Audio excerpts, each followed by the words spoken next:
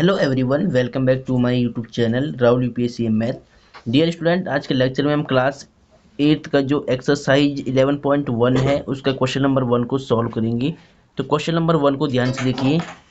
Following are the car parking charges near railway station up to 4 hour, यानी 4 घंटे का जो चार्ज है वो 60 रुपीज़ है।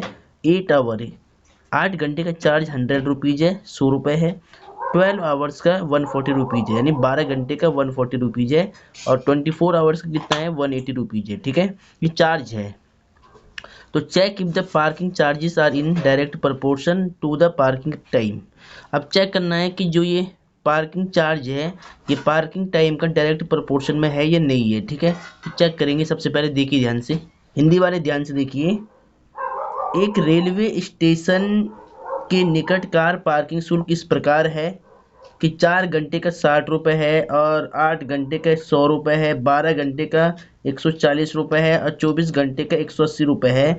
तो यहाँ पर क्या लिखा है, check if the parking charges are in direct proportion to the parking time, यानी जांच कीजिए कि क्या पार्किंग शुल्क पार्किंग के समय के प्रत्यक्ष अनुपात में है या नहीं है। ये हिंदी में क्वेश्चन है। ठीक है, अब देखिए ध्यान से, इसको सॉल्व करते हैं। तो डियर स्टूडेंट, आपने क्वेश्चन समझ लिया होगा कि यहाँ पर नंबर ऑफ आवर्स लिखे हुए हैं और यहाँ पर चार्ज लिखा हुआ है। अगर 4 घंटे के लिए कार खड़ी रहती है तो उसका चार्ज आपको 60 रुपये देना पड़ता है। अगर 8 घंटे के लिए कार खड़ी होती है तो उसका 100 रुपये चार्ज है। अगर 12 घंटे के लिए कार खड़ी होती है तो उसका 140 रुपये चार्ज है। अगर 24 घंटे के लिए कार खड़ी होती है तो 180 रुपये चार्ज है। ठीक है, अब इसका सॉल्यूशन स्टार्ट करते हैं। ध्यान से देखिए, ध्यान से। तो सॉल्यूशन कैसे करेंगे, आपको चेक करना है कि ये डायरेक्ट प्रोपोर्शन में है या नहीं है। ठीक है, अब डियर स्टूडेंट देखिए, इसको बिल्कुल यहाँ पर सॉल्व करेंगे हम बिल्कुल सीक्वेंस में। देखिए, सबसे पहले आपको फर्स्ट क्वांटिटी को लेट करना है। ठीक है, क्वेश्चन को पढ़ करके फर्स्ट क्वांटिटी क्या होगी, नंबर ऑफ आवर्स होगा, और सेकंड क्वांटिटी क्या होगी, पार्किंग चार्ज होगा। ठीक है, तो पहले इनको लेट करते हैं कि let the number of hours यानी घंटों की संख्या मान लिया आपने x। अब हिंदी वाले क्या लिखेंगे, ठीक है, हिंदी वालों के लिए मैं ग्रीन पेन से लिखूंगा। तो माना, हिंदी वाले लिखेंगे इसका मतलब कि माना घंटों की संख्या, ठीक है, घंटों की संख्या बराबर x। ठीक है, बराबर x, ये आपको सेम लिखना है x।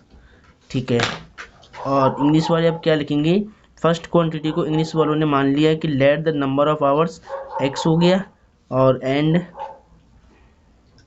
Let the parking charge को मान लो आप, पार्किंग चार्जेस इसको मान लिया आपने y रुपीज, इन रुपीज में। ठीक है, ये रुपीज में होगा, इन रुपीज। तो अब हिंदी वाले क्या लिखेंगे, देखिए हिंदी वाले लिखेंगे इसको कि माना पार्किंग शुल्क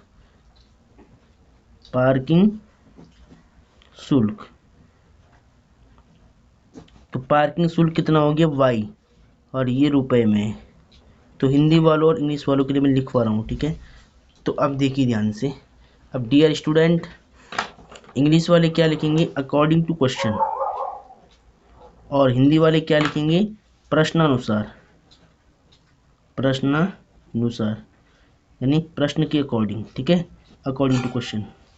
अब क्या करना है, टेबल बनाना है। ठीक है, रेड पेन से मैं इंग्लिश वालों को लिख रहा हूँ और ग्रीन पेन से मैं हिंदी वालों को लिख रहा हूँ।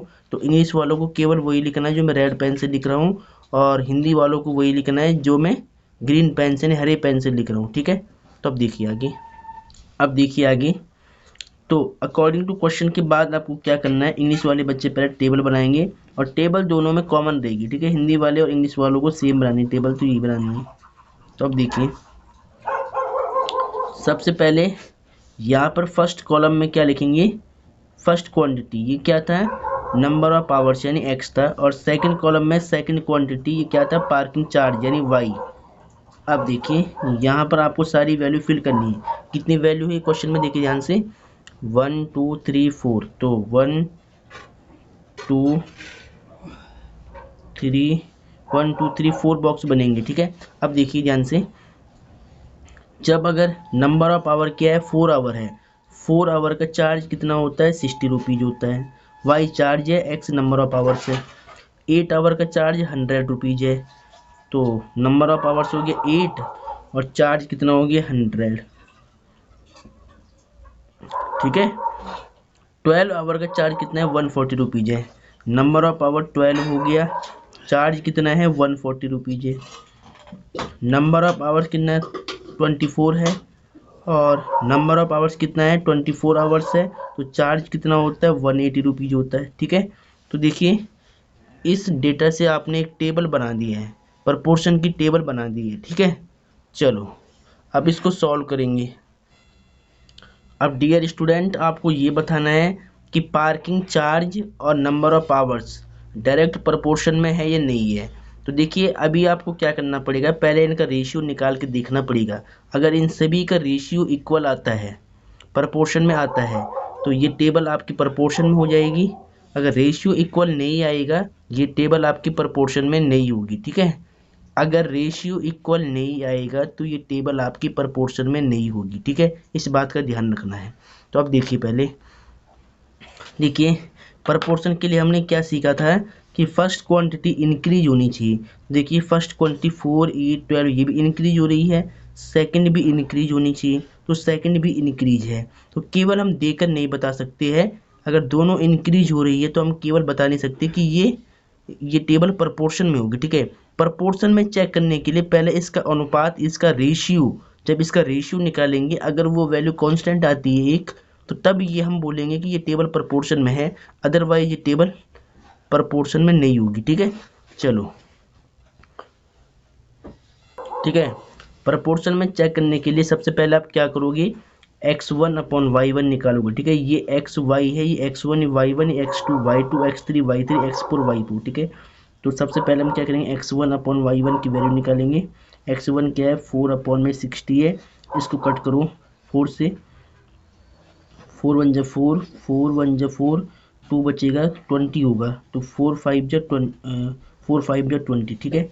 तो कितना आ रहा है 1/15 आ रहा है पहला रेशियो। अब दूसरा निकालो, x2 अपॉन y2 निकाल के देखो, x2 कितना है 8 अपॉन में 100, कट कर लो इसको पहले। ठीक है। तो 8 से देख लो पहले, 8 से नहीं होगा, पहले इसको 2 से करो, 2 4 जा 8, 2 5 जा 10 0, फिर 2 से होगा, 2 2 जा 4, 2 2 जा 4, 2 5 जा 10, तो कितना आएगा 2 अपॉन में 25 आएगा। ठीक है। अब इसको और कट करेंगे, देखिए यहाँ से देखिए ध्यान से। अब x3 अपॉन y3 निकालो पहले, x3 अपॉन में y3, तो देखिए ध्यान से, x3 कितना है 12, y3 कितना है 140, कट कर लो इसको पहले, 2 से कर लो, 2 6 जा 12, 2 7 जा 14 0, फिर 2 से होगा, 2 3 जा 6, 2 3 जा 6, 1 कैरी, 2 5 जा 10। ठीक है। तो अब कट नहीं होगा ये, तो x3 अपॉन y3 का रेशियो कितना आएगा 3 अपॉन में 35। ठीक है। अब x4 और y4 निकाल लो पहले, x4 अपॉन में y4, x4 कितना है 24 और y4 कितना है 180 है, इसका रेशियो भी चेक करो पहले, 2 1 जा 2, 2 2 जा 4, 2 9 जा 18 0, 2 6 जा 12, 2 4 जा 8, 2 5 जा 10, तो कितना आएगा 6 अपॉन में 45। ठीक है। अभी कट होगा 3 से, हो जाएगा, देखिए 3 2 जा 6, 3 1 जा 3, 1 कैरी, 3 5 जा 15, तो 2 अपॉन में 15 आ रहा है। ठीक है। अब आपको चेक करना है कि इनका रेशियो इक्वल नहीं है। देखिए x1 y1 की वैल्यू 1/15 है, x2 y2 की वैल्यू 2/25 है। अब ये दोनों ही रेशियो इक्वल नहीं है, तो इनको निकालने की भी जरूरत नहीं थी, आप सीधा बोल सकते थे कि ये टेबल डायरेक्ट प्रोपोर्शन में नहीं है। ठीक है। अगर इक्वल नहीं है तो नहीं है फिर प्रोपोर्शन में। तो यहाँ पर आपको क्या लिखना है, देखिए। ठीक है। तो अब आपको यहाँ पर क्या लिखना है कि since x1 upon y1 does not equal to, ये वैल्यू इसके इक्वल नहीं है, x2 upon y2 does not equal to x3 upon y3 does not equal to x4 upon y4। ठीक है। ये सारी वैल्यूज आपस में इक्वल नहीं है। अगर इक्वल नहीं है तो ये टेबल फिर डायरेक्ट प्रोपोर्शन में नहीं होगी। ठीक है, तो यहाँ पर आपको आंसर क्या लिखना है कि देयरफॉर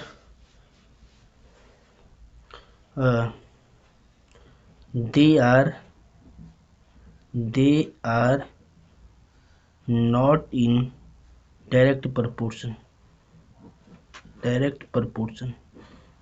ये टेबल डायरेक्ट प्रोपोर्शन में नहीं है, यानी जो पार्किंग चार्ज और जो नंबर ऑफ आवर्स है ये एक दूसरे के डायरेक्ट प्रोपोर्शन में नहीं दी हुई है। अगर दी होती तो इनका रेशियो इक्वल आता। ठीक है, तो यहाँ पर रेशियो किसी का भी इक्वल नहीं आ रहा है, तो फिर ये डायरेक्ट प्रोपोर्शन में नहीं है। तो ऐसे आपको इसको सॉल्व करना था। तो पूरा क्वेश्चन हमने कंप्लीट सॉल्व किया है। हिंदी वाले इसको हिंदी में लिखेंगे, हिंदी वालों को बस यहाँ पर हिंदी में लिखना है, बाकी तो सबको कॉमन है। ठीक है, और यहाँ पर हिंदी वाले क्या लिखेंगे कि they are not in direct proportion को हिंदी वाले क्या लिखेंगे, देखिए यहाँ पर हिंदी वाले लिखेंगे कि चूंकि अतः